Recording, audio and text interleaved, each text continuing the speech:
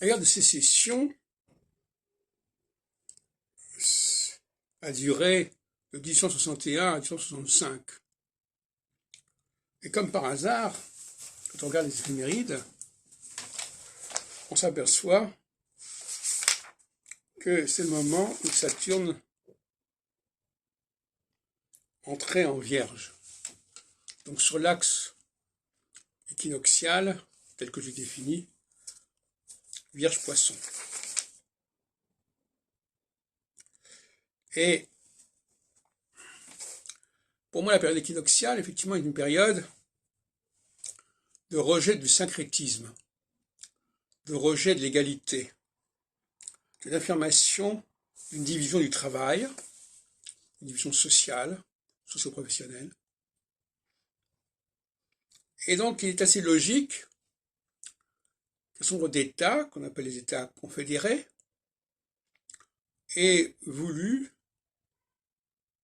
maintenir cette division à un moment donné où il était question de la remettre en question. Par ceux qui étaient des abolitionnistes. Un abolitionniste, c'est quelqu'un qui refuse certains clivages, certaines séparations. Lincoln a été élu dans ce sens, en fin de phase solsticiale, justement. La phase solsticiale est abolitionniste de manière générale.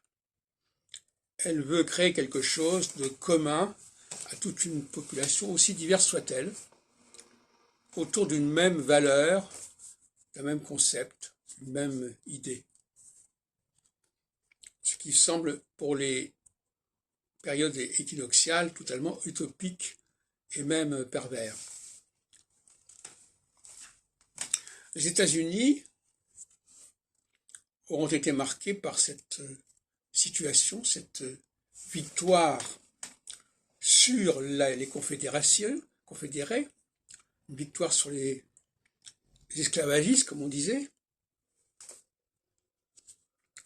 et ça rentre dans ce que j'appelle une logique syncrétique, une dynamique syncrétique, qui me paraît caractériser toute l'histoire des États-Unis, depuis la fin du XVIIIe siècle, dans différents domaines, sur lesquels je me suis attardé dans différents écrits que je compte publier prochainement.